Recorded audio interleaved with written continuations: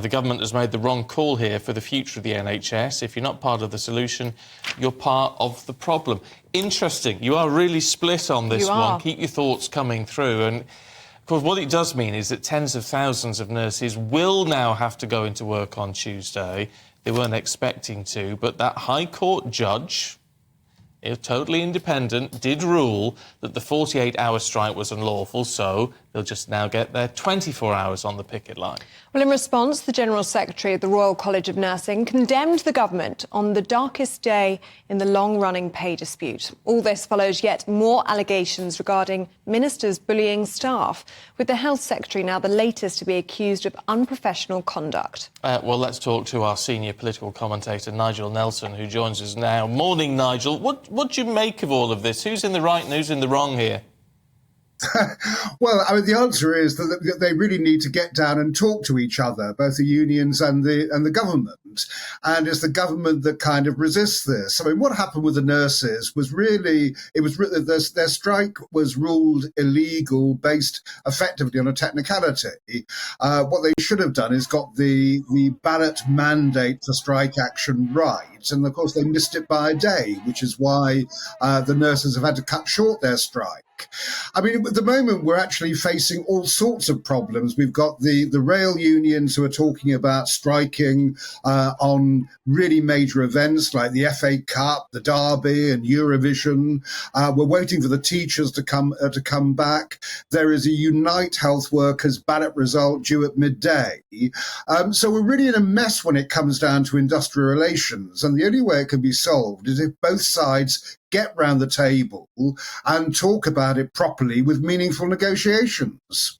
But, Nigel, how likely do you think that is to happen? Because you were probably just listening then when we went through some of the viewers' emails. It really is dividing people. But the nurses did start off with huge public support. But now we're hearing from the RCN they're going to ballot for a new mandate. We could be looking at more strike action up until Christmas of this year. I mean, could they be risking losing that public support that was very much behind them at the beginning? Well, I mean, I would rather hope not. And I think that the whole point is the government must really come up with a realistic offer. So what the nurses have been offered is 5%. They're pretty angry about this on the basis that nurses in Scotland got 6.5%. So it doesn't help when a different devolved administration comes up with a new figure. Also, the whole thing is a bit messy because, of course, Unison have accepted the offer. So have midwives and physiotherapists, and nurses haven't, albeit by quite a small majority. So the next stage really is the NHS Council, which is all the unions getting together, and that's a vote on whether or not that the overall they can continue with strike action. So it has become very messy. But the point basically is this has all been done democratically. The nurses at the RCN have said that they don't accept the pay offer. They have every right to do that.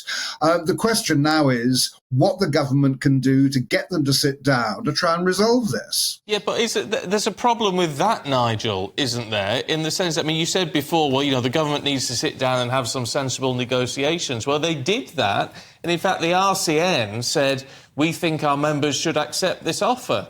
So they're in a much weaker position now, aren't they, the negotiators? Because they thought it was a decent offer. And now they've got to go back to the table and say, oh, actually, no, we want a bit more. Well, I mean, that's sort of democracy for you. I mean, it was the membership who rejected that by 54% to 46%, as the members have every right to do. Yes, you're right, that nursing leaders said, OK, we'll take the offer, in the same way that Unison accepted it. And as I've just said, the midwives and physios have accepted it. So it has become fairly messy.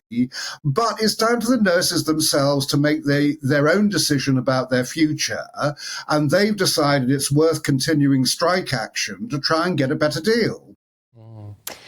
Nigel, whilst we've got you, I wanted to ask you about a different story on the front page of the Eye today. Steve Barclay, as we talk about him in terms of the nurses' strike, he's the latest to be accused of bullying, and we saw Dominic Raab resign after bullying allegations were upheld last week.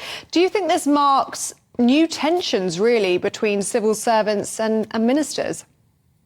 Well, clearly there's a problem. What we don't know really is actually what Steve Barclay is being accused of. I mean, there've been no, unlike the Dominic Raab case, there have been no formal complaints against the health secretary, and until there are formal complaints, they can't be investigated. Now, what the civil servants say is that it becomes very difficult to make a complaint about a cabinet minister when someone like Dominic Raab comes out fighting after he's found to have bullied in 2 cases and starts talking about activist civil servants and having a go at the civil service as a whole.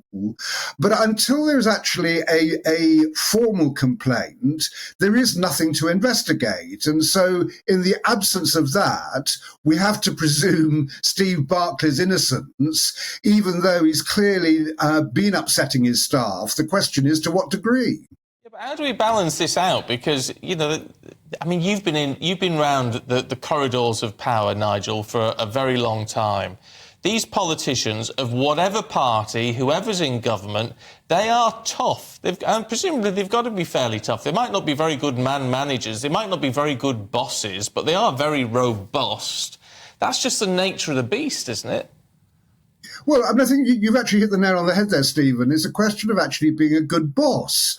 And what we learned from Dominic Raab, at the very least, that he wasn't a good boss. I mean, these people should actually know something about managing their staff. And ministers are coming in, they're demanding this, demanding that.